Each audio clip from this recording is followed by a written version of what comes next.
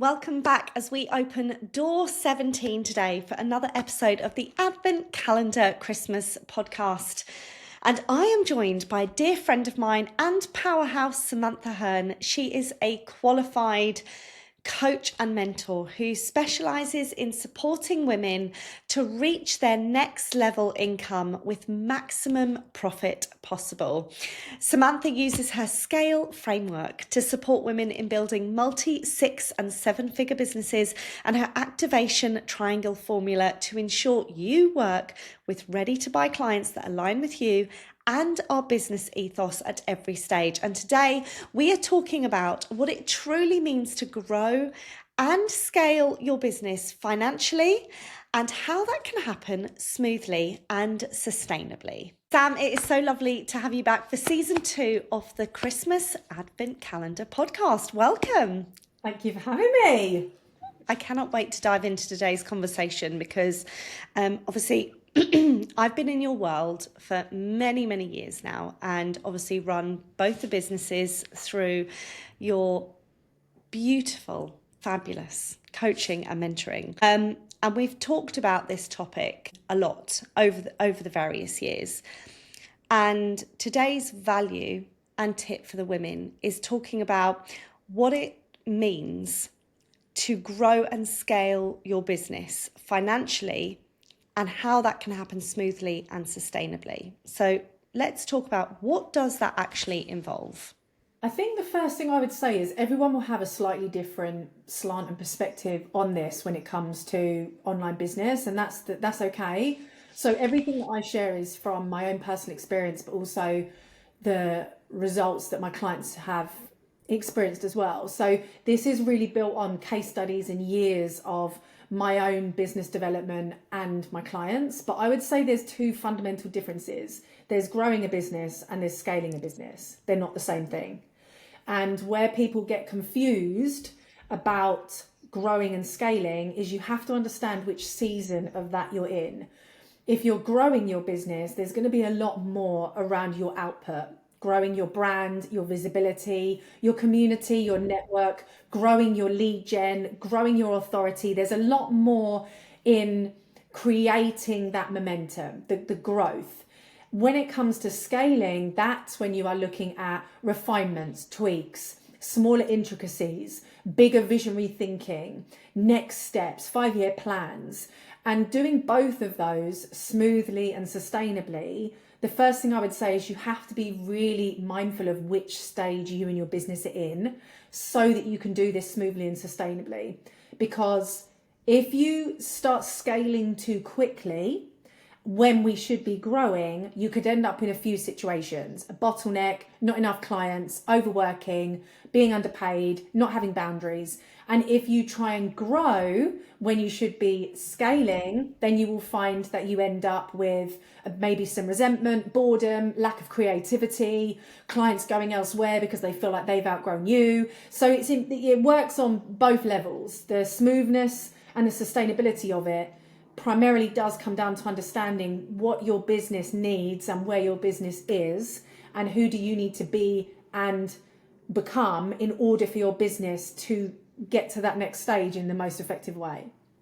Okay, so if we break that down, so for the listeners that might be thinking, okay, I have just started my business or I'm in the early years, how can we define what period growth looks like in terms of years and what does scale look like, just so that women can start to kind of get their head round going into 2026? Okay, that could be my season, this is where I'm at, and this is how long I maybe should stay in it, or what should I be thinking about as well? So starting with growth.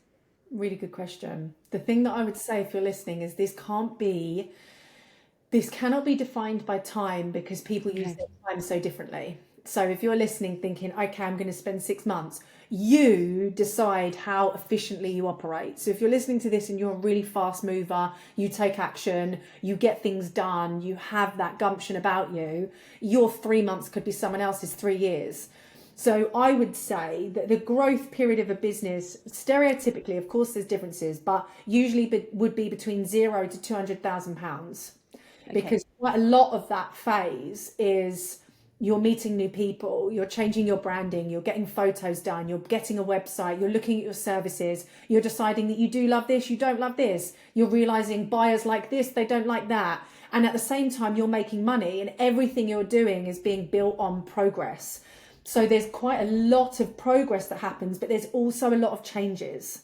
Once you get to between 200 and 400, let's say, you are then thinking, hang on, do I like how I'm working now?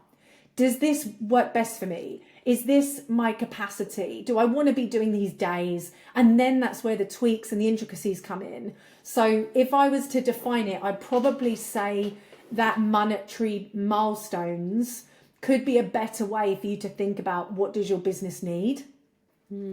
I like that, because it's not, you can't really apply a cookie cutter approach to it. And I know with so many women that you meet and I meet, women could be 5 years in, but they've hit ceilings of maybe 75,000 or 50,000.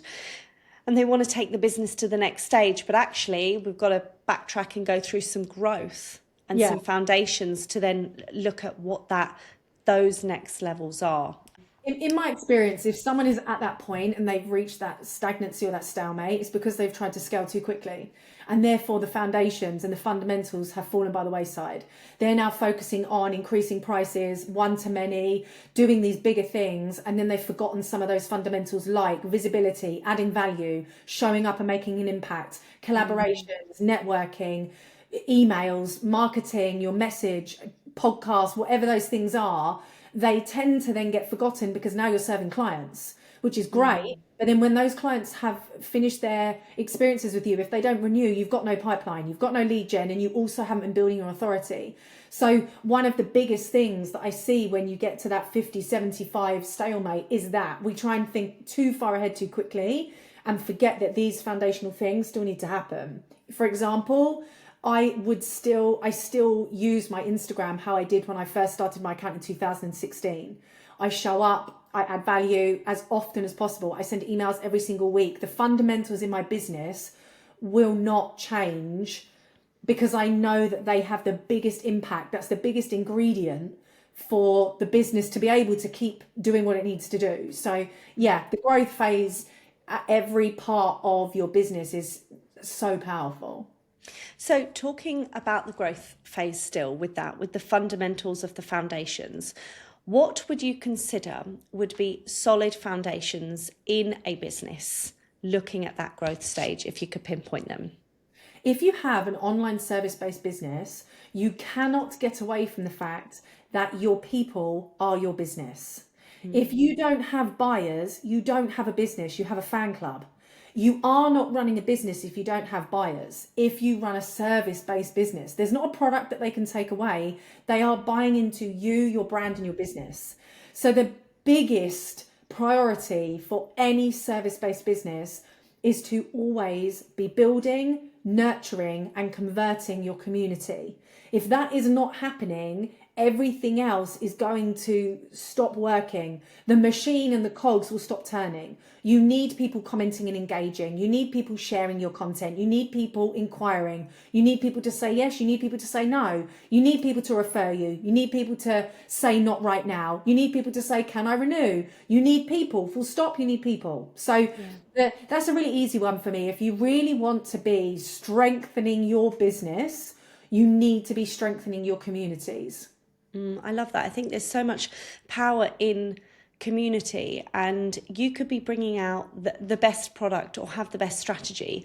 And if you have an empty nest, as I call it, or you might have 1,000 or 2,000 followers, but you don't know who they are. You have a community that is really not a community. It's a collection of people that have no interest really in your business. And then you don't really have foundations to grow on that effectively, do you? Yeah, correct. Yeah. So with regards to, we've kind of looked at community and visibility. Would there be any other foundations that you would say to a woman or a listener that they need to be really looking at in 2026 to apply to their business, or get them thinking about, okay, I need to really look at this for my business to grow? Something that's really important is you understand there's a difference between what someone would like and what someone will pay for. Okay.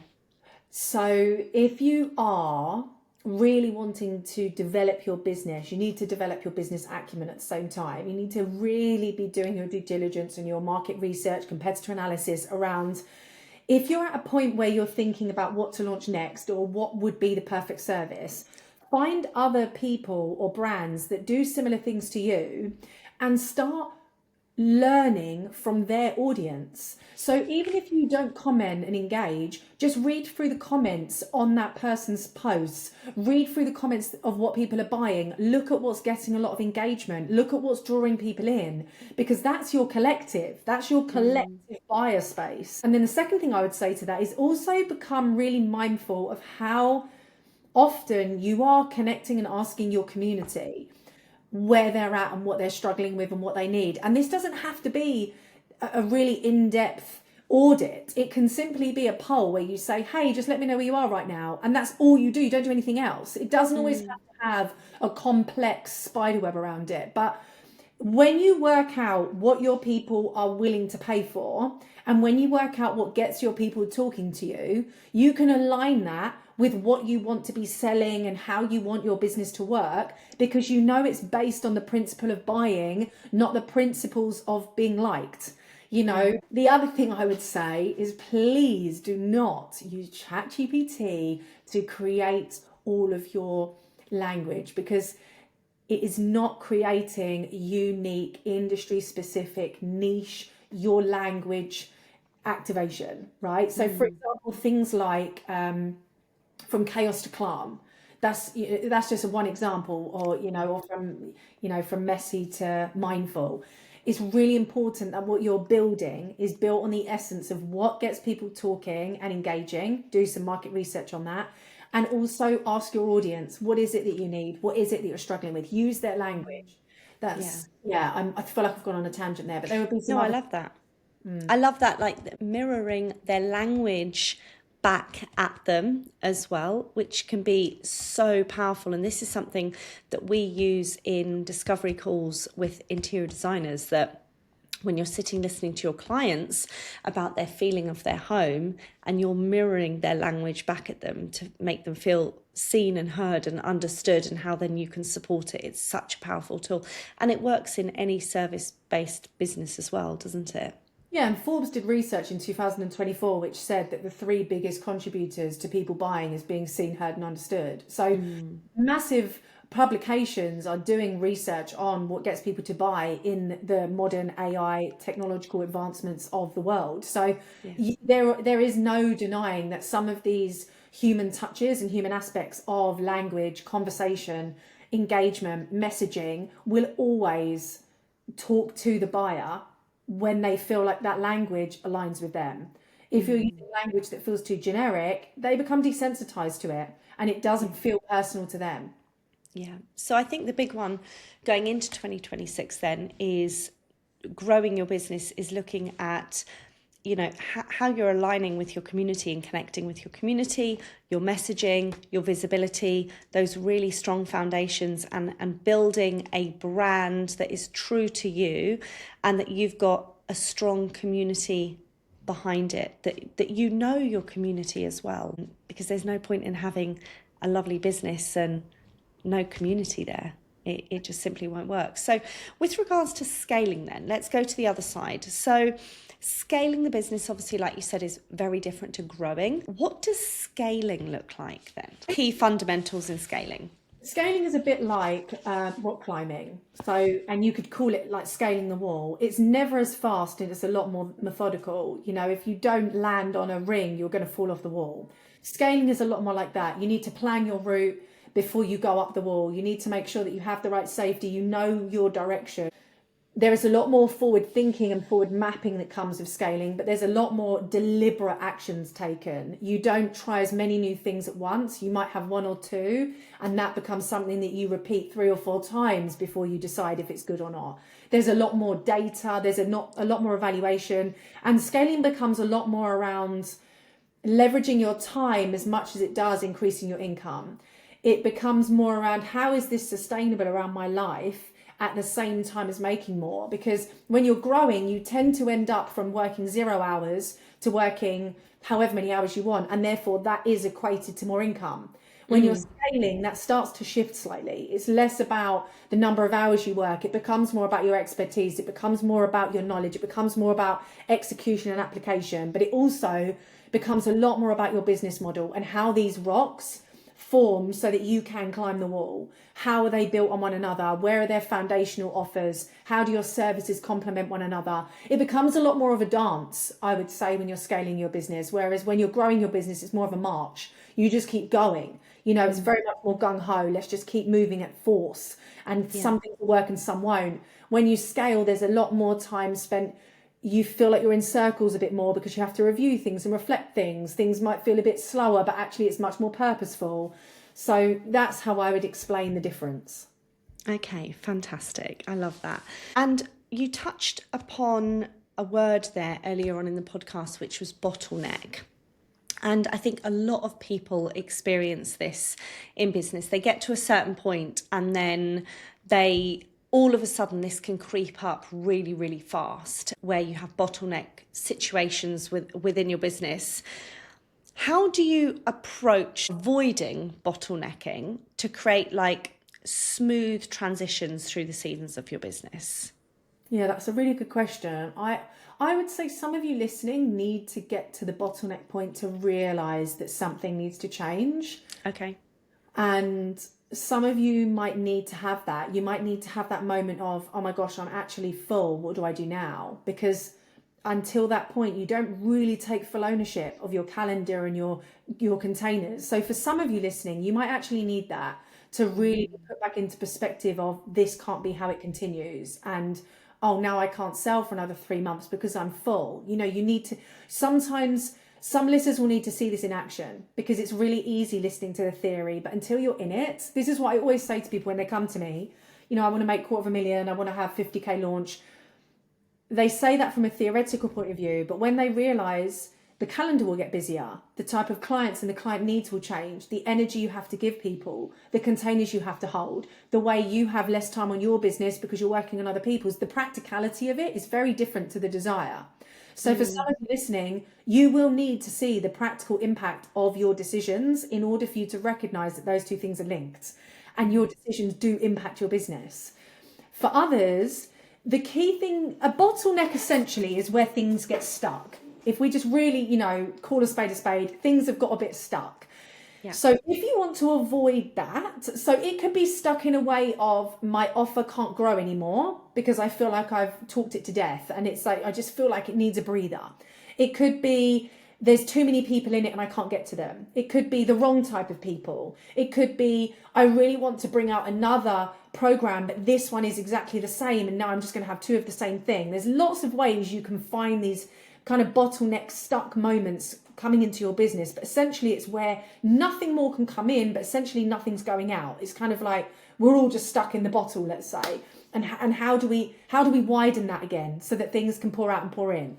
So the thing I would say is really important if you want to try and avoid those moments is remember you're climbing the wall. If you want to know where you're going to put your hand next, you need to have that with your business as well. Like if, for example, above my computer where we're recording, I have a whiteboard and it already says 2026 and it has everyone that's in each different experience, their month they start, the month they finish. So visually, even though I have this all on spreadsheets, every single day when I come to work, I can see, oh, I've got one space for this. Oh, this person's due to finish here. Oh, I can see it in action every single day.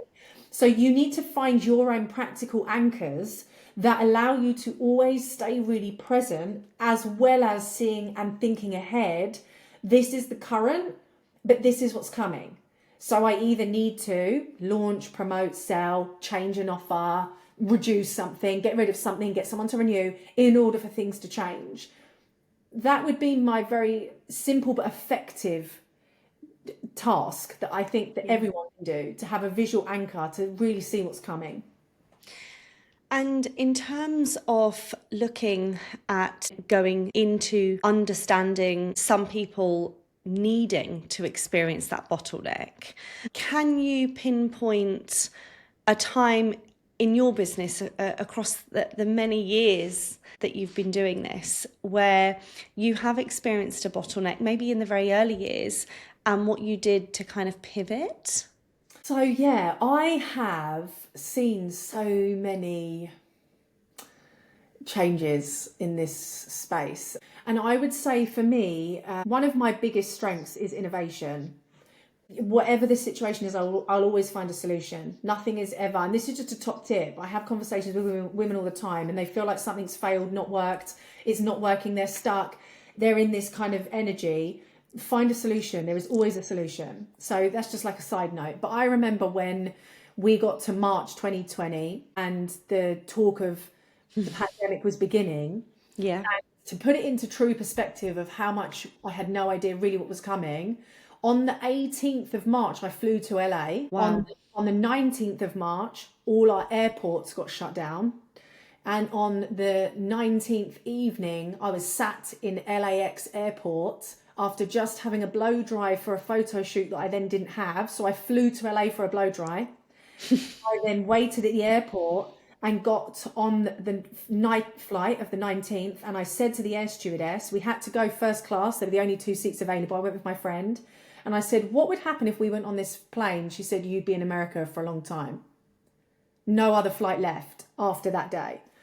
So pre the 20th, that's how little we knew what was happening. And I know that you will all have your stories, but for me, I was like, it will be fine. And I had people messaging me on my stories, are you okay? I was like, yeah, I'm fine. 12 hours later, I'm back in the airport crying, like, this is really bad. But I remember at that point, that puts into perspective what I'm about to say. I also then had no idea what was going to happen in my business. I was like, this is really, really bad. Like, I don't know what people are going to do. I don't know if people will I don't know what's going to happen. All of my clients are women and they had children. I wasn't a mum yet. And I was like, what are they going to do? Their kids will be at home. People can't work. There was just so many things going on in my head that I thought, okay, Sam, you have got to act quickly. So I said to Luke, my husband, I was like, right, it's go time. That's when things are bad. That's what I always think. I'm like, right, we've got to do something. So I put out an offer for 8 weeks at 888. Now that was wild. I was charging way above that, but I was like, just get people in, collapse everything, go against all the business rules. No one's raising prices. I'm just going to get the people in, secure my cash flow for the next 2 months and see where we are. And I sold 10 of those in a day. So they all went, which is great. I've made just under 10 grand, but then I was absolutely slammed. Because I now had 8 one-to-ones on top of 2 masterminds, a membership, and a full one-to-one rota. I was so busy. And by the time I got to June, we were back in our next lockdown. And I said to Luke, I can't do that again. I'm going to have to think of something else. So I did. I innovated again. But that was a massive, not necessarily it was a bottleneck on my time. I was like, yes, I've made the cash and that's great. And you know what? Would I do it again? Yeah. Knowing what I know now, if I had to do that again to support my business and keep the pipeline and all of that, I would do it again. I can't lie, I would. But I did then the second time think this was the bottleneck, my time. I had no more time. So then I thought, how do I leverage this? How do I make any more? What does that look like? The next time I did, I pivoted that slightly and I created a 9-month offer, which didn't exist at the time because I had a 6-month offer. I mean, it was 7.5 plus VAT, and I sold those. So it's similar thing. That's the outcome. It still did what it needed. But 2 things I would say is it was just the messy. I didn't speak to anyone about it and say, should I do this? I just was like, we'll just do something. Just do something. We're doing it. Yeah, we're doing it. So I did the messy middle. I took action and innovated, but I then learned from it and then adapted. But yeah, that was probably the biggest bottleneck because my time was just.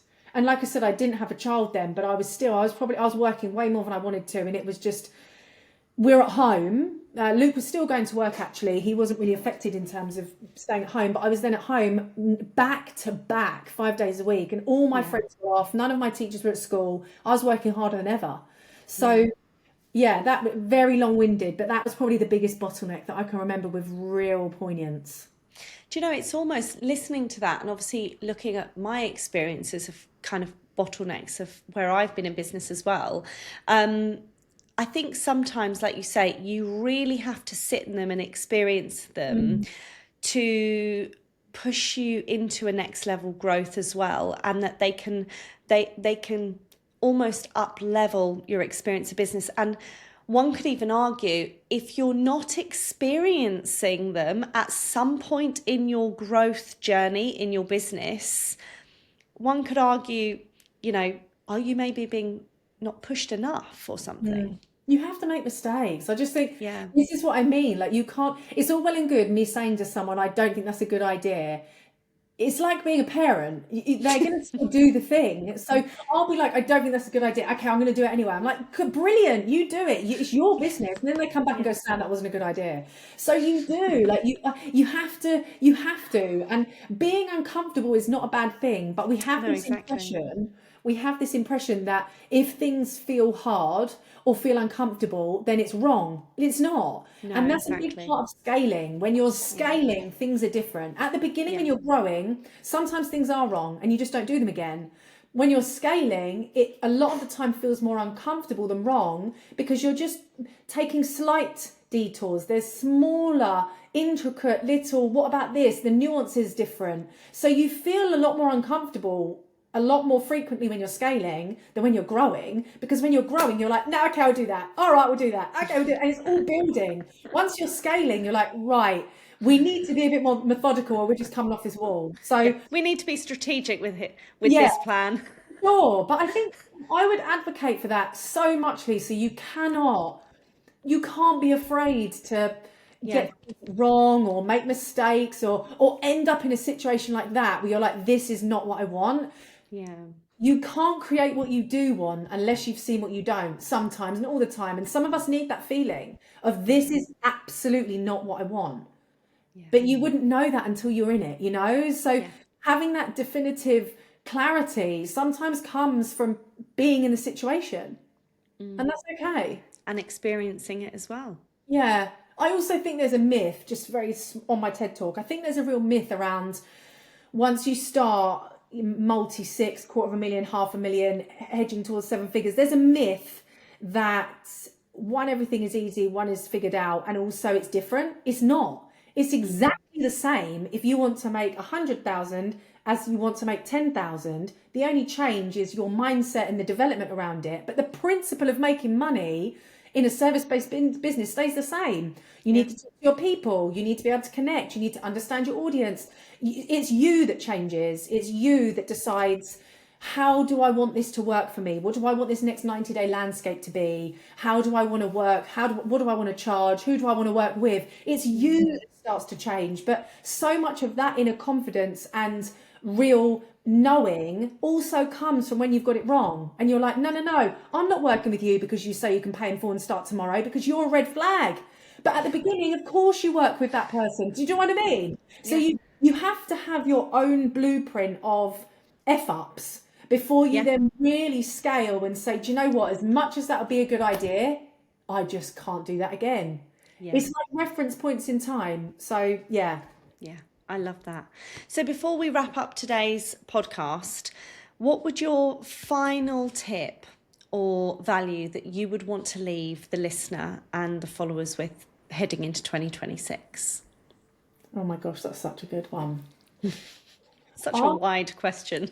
I know, I love it. After my 2025, I would say since starting my business in 2016, 2025 has been my biggest year of growth in nearly a decade since starting. The year I started, it was just like I had the Midas touch. Everything was just on my side because you're at the beginning, you don't have a benchmark. So it was like I was getting asked to speak at shows, I was going to conventions, I was making sales, I had this best-selling podcast, I had a best-selling book. Like, it was just like, I felt like, oh, it's just amazing. That I haven't had that level of like magic until 2025, when it's everything changed again. I made some really big decisions. I got really brave with myself.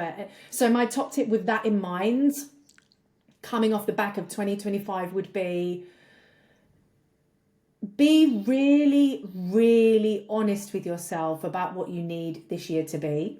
And I say that because in 2022, I was going through IVF and pregnancy. I did IVF in March, so I was pregnant for the whole of 2022. I had my daughter at the very end. So 2023, I had a really small baby. 2024, I just started to feel human again. So that period of time, I'd actively chose to keep the business where it was, which was very successful. You know, I downplay that slightly if we're listening, so it was doing very, very well, and I was now working 1 day a week.